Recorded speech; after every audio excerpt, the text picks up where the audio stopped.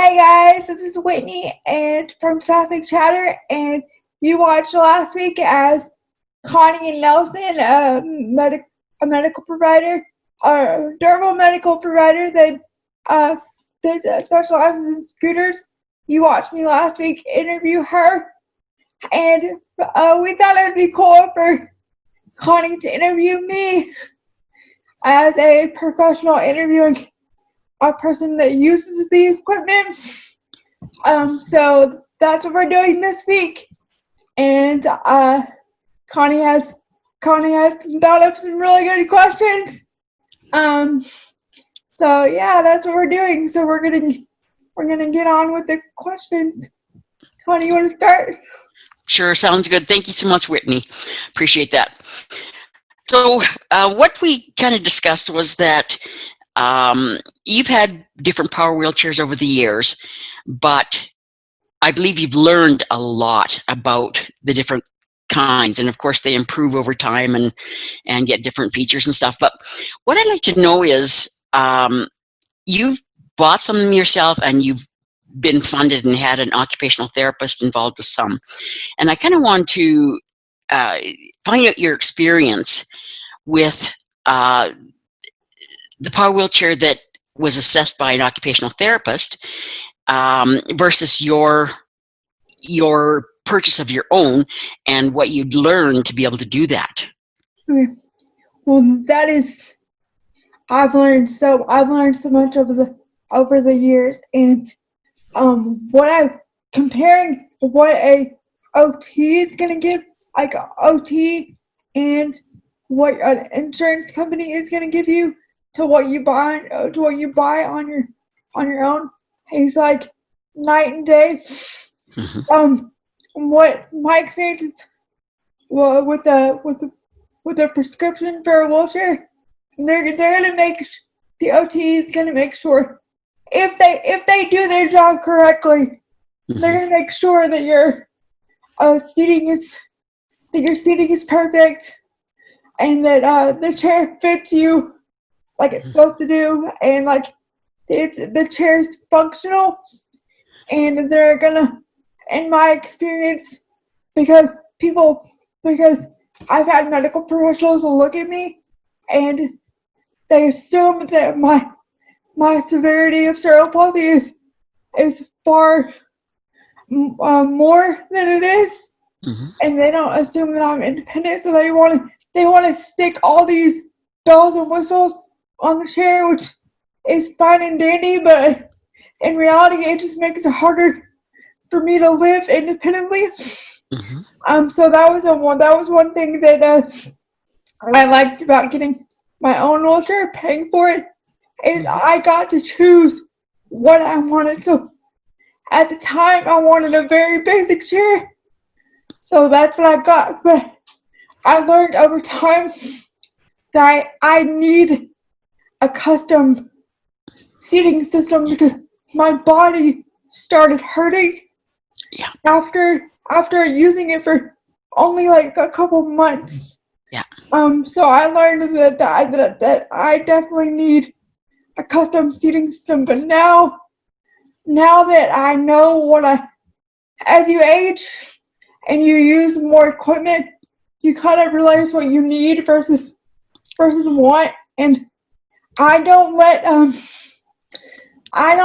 the occupational therapist talk me into getting all the bells and whistles, because like I mentioned to you before this call, I had a OT want me to get a lift on my power chair, and I got one for the last year, and like it was super cool to like be able to like raise and like be eye level with everyone, but they didn't tell me the whole story, and the fact that seat raiser raised your chair 3 inches, so I wasn't able to transfer into my own chair for like the first 2 years of using it, because I had to build up muscle to be able to climb in the chair, because I'm 5 foot, so like I'm very short. But I would say that you need to weigh your options, because I still have me and my fiance still have a power chair that we bought ourselves. Mm-hmm. And we use it for a backup because at least where I'm from, the insurance they don't offer loaners. No. So you have to. So if your power chair like breaks or something, you have to have a backup, and that's going to come out of your pocket. Yeah. So I don't know if I answered your question fully, but yeah. Yes, it does. What it comes down to me, and I think you'll agree with this, is that doing your research, but you don't know that when you first start out, and asking the right questions of an occupational therapist and a vendor. But how do you know what to ask if you have no experience, right? Or haven't done research? And the fact that your occupational therapist made assumptions about how you lived and that you had an attendant, that to me just speaks of inexperienced OT. It's all a learning process. We know that.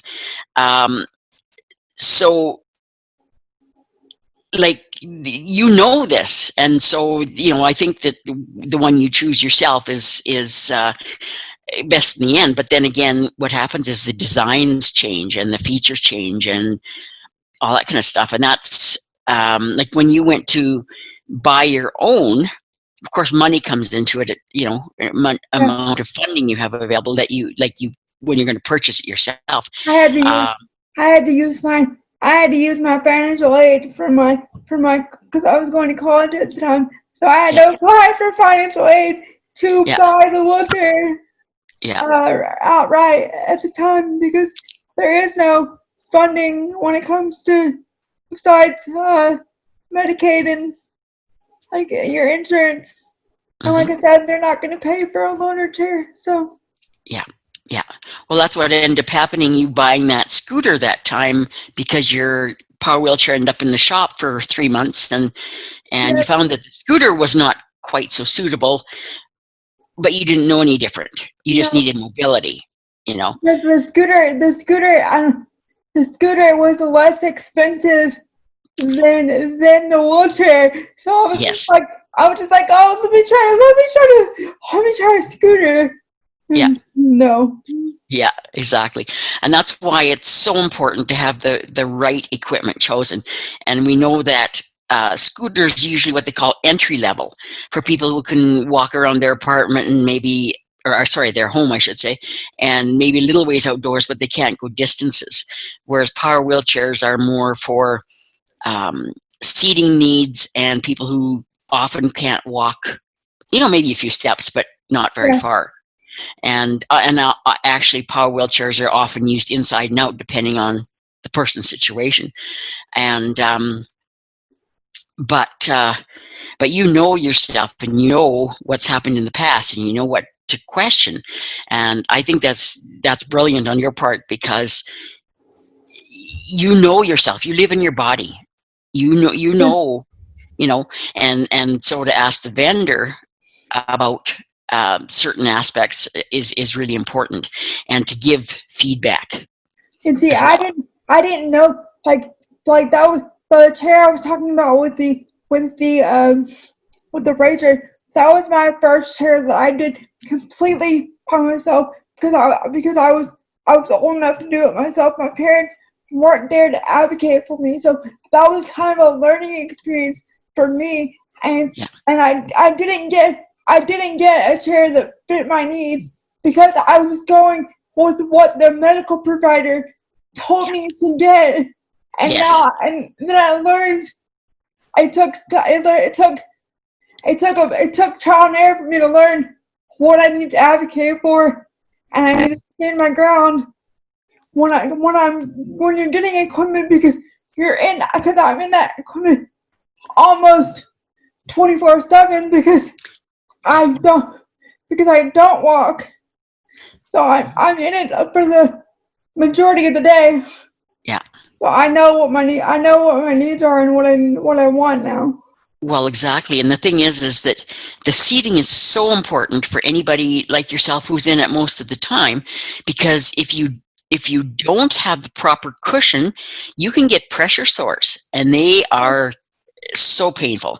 Not that I know firsthand, but I've seen some really bad ones, and they don't heal very well, and that makes it even worse to sit for long periods of time. So, you end up in a bed for months because you have these pressure sores. Like, it's just it's giving that feedback, and it's asking the right questions, and like, yes, I'm writing a book on how to choose the best scooter for somebody, for a person's end needs. And in that book, I'm going to be telling people, ask those questions, give the feedback. Don't just pick by color. I mean, because that's what ends up happening lots of times for inexperienced people. And people know nothing about it. And I'm just trying to give insider guidance so that people do the best they can. And sometimes they choose just by price. Exactly. And that doesn't work either, because you could get an entry-level power wheelchair with just a scooter style seat with the headrest, and that would not work for you. Nope. So, and if you lived in Canada and you had snow, definitely the entry levels won't work because you get stuck. So I would get that. It's funny that you mentioned that, because I would get stuck all the time, because I used my wheelchair in college. I used it like a car because I was in a college town, so everything was right there. So I didn't need to. I took the bus occasionally, but I used my wheelchair as my car, and I would get stuck on the for the wheelchair that I bought myself. It was just a rinky-dink chair, so I would get stuck on the sidewalk, and I would have to wave. I would have to wave people down. Yeah. Help me get unstuck. Yeah. It's happened to many people I know. Yes, absolutely. And depending on whether the power wheelchair as well is front wheel drive, mid wheel drive, or rear wheel drive, makes a big difference. And the size of the casters. And I've tried. That brings me to another point. Like every chair that insurance has bought me has either been the last one was a rear wheel, and I've had 2 mid wheel and 1 front end. And I've mid wheel works best for me because it turns on a dime. Yes. I absolutely despise the front wheel drive wheelchair. I bought myself just like a rinky-dink chair, and I absolutely despise that chair. Like, and if I went through like insurance and like OT, what was helping me, they would have told me not to get that chair, because like front wheel is such a different experience in driving it, and you can't get as close to stuff as you can with the rear wheel and mid wheel drive. So the front wheel drive was a no-go for me. Like, exactly. Much like the scooter was a no-go too. Yeah. Well, temporarily it did the trick, but and it could have even injured you further because it didn't have the seating needs.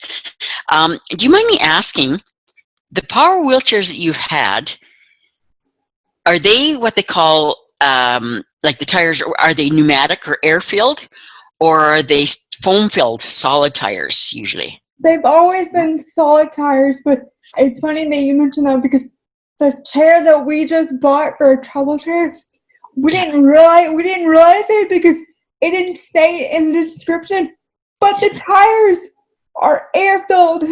So like, it's a power chair, but the tires are air-filled. So we haven't ran into that problem yet, but it's bound to happen sooner or later, because we live in the country area. I'm just waiting for the day that the tire pops, and like we're gonna have to go air it. Like, yeah.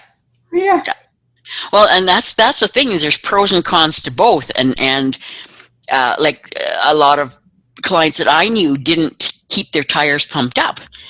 So it again wore and tore on the motors and the batteries and drained them, and so that's really important. And the fact that you can't really get out and pump them up yourself. Yeah, I can't. We can't do. Yeah. So we would. I don't even know. To be honest, I don't even know what we would do, because like I don't. It's not like we could like reach down and like. We'd have to call somebody, and they'd have to come like right then. Like, yeah, it would be an ordeal. Like it'd be a story to tell. Yes, exactly. Well, and the thing is too is that it. I was going to say now, not knowing that, and of course, solid tires are not as comfortable. They're not as spongy. They don't. They're not like suspension that kind of cushions you, and but that's solid. Now, the one thing I can tell you, I don't know what kind of power wheelchair you have right now. There might, if you connect with a vendor that you like, they might have solid tires available for that power wheelchair. Some do, some don't. They're expensive, but like for example, a four-wheel scooter, I think solid tires are like $80 a piece, or maybe $100 a piece. I didn't even think about that. That's a really good suggestion, like to get solid tires for it. Yeah, it doesn't hurt to ask. I didn't even think about that. Yeah. Yeah, but at least you only have to buy two, right? Yeah. Because those are the drive wheels. So, yeah. Switching subjects here. I know you've driven a power wheelchair for a long time. Trying to compare when you drove that scooter compared to a power wheelchair, because a power wheelchair you use the joystick, right? And it's fine electronics.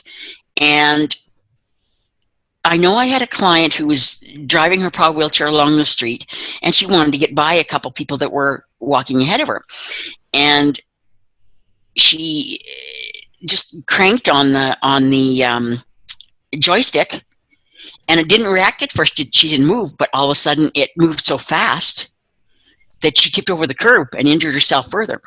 And nobody warned her about that. That it's needs practice and trialing, and every joystick is different, every steering mechanism is different, and a scooter is definitely different too, because they just don't turn as well, like a four-wheeler, for example. Take a lot more space to turn. And I know you were mentioning center or mid-wheel drive and how maneuverable it is, and it can turn on a dime. And so all those things come into play when choosing. The other thing I was going to ask you about too is that I have found that when somebody buys the wrong equipment or gets the wrong equipment, you can't just return it. Nope. The vendors don't want to take it back. Nope. Or if they do, and it's very rare, they want you to pay a restocking charge. And that's only if it's been used like for a day. And it's hard to sell them because the people. That's the thing that with the chairs you buy yourself, like once you buy it, that's what you get. But with insurance, their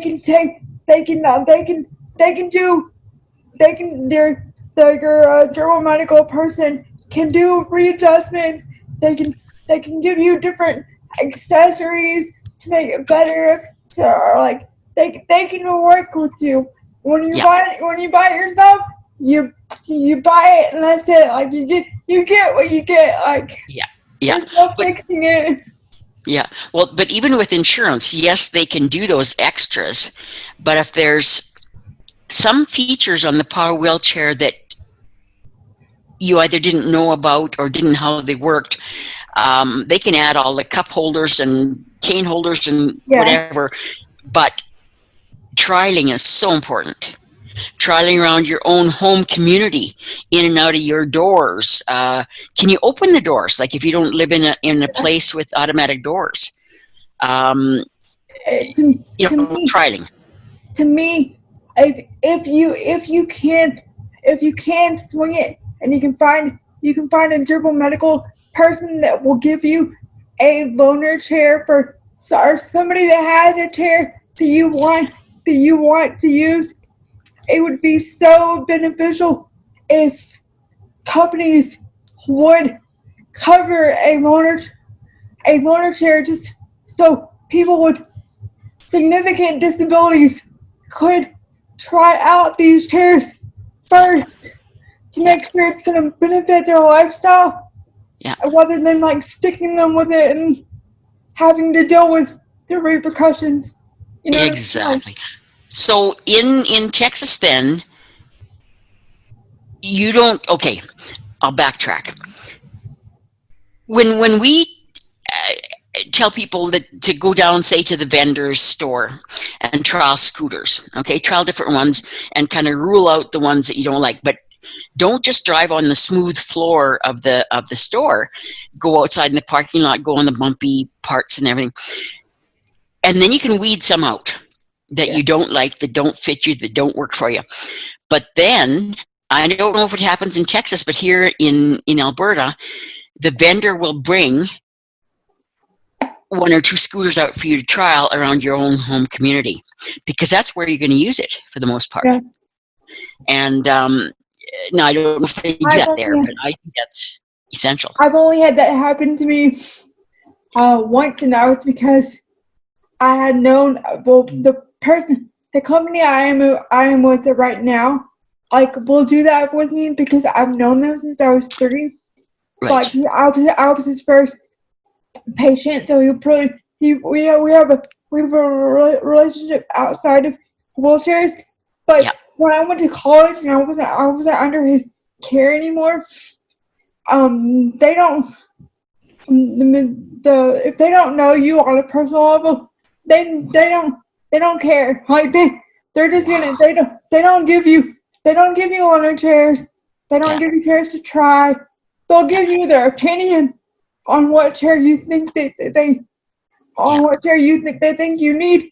But keep in mind, they're gonna try to sell you on what's popular at the moment, because I don't know if they get some kind of deal with the manufacturers or whatever, but it seems like they try to sell you on the latest and greatest. When there's so many other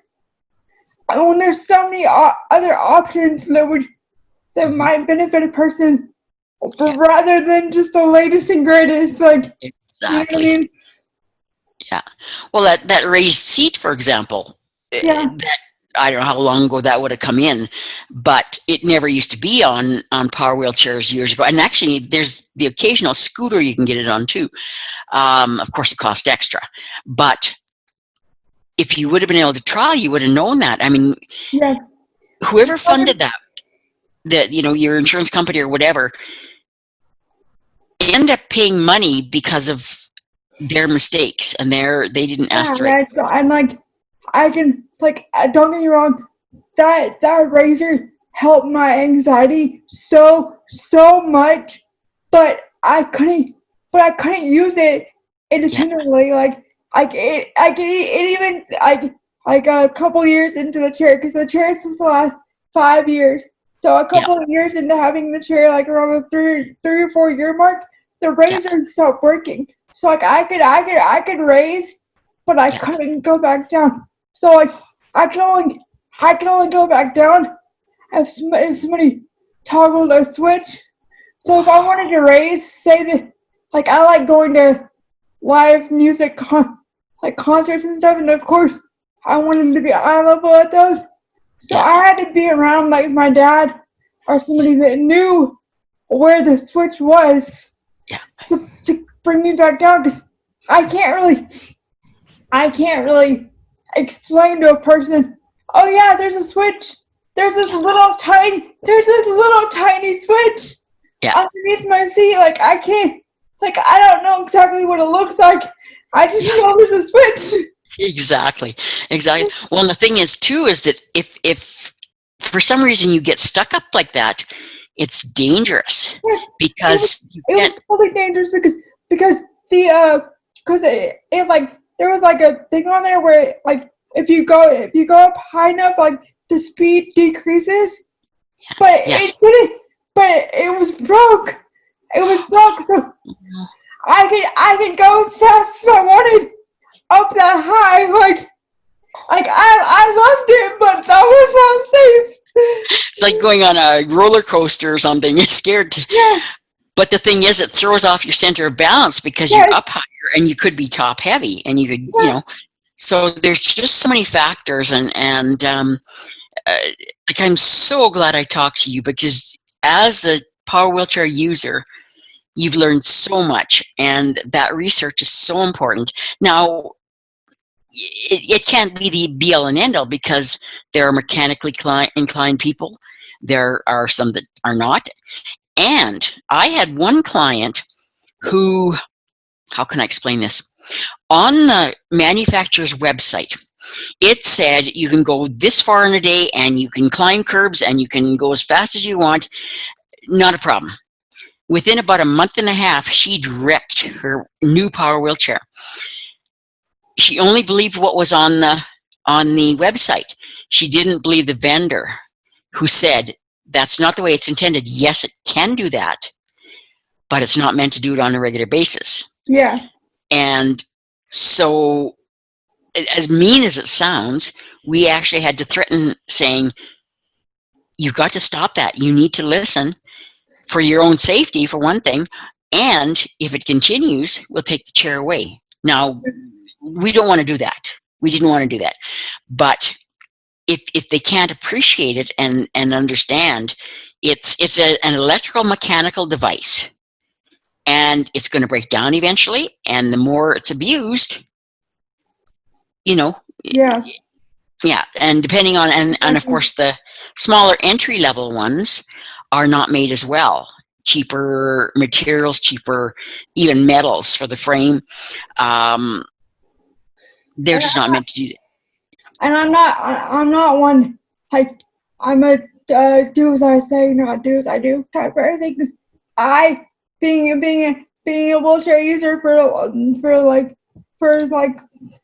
27 years of my 30-year life, I ride my wheelchair like I stole it. Like I'll be the first one to tell you I don't take care of it like I should. I put it through the ringer, like. Yeah. But that's just my personality. Yeah. So. Yeah. But then you know the consequences. You know the consequences of what could have. And the other thing is some people were afraid to do that, and others, you know, it's you know how to handle it. Yeah. Where somebody new might, you know, probably wouldn't.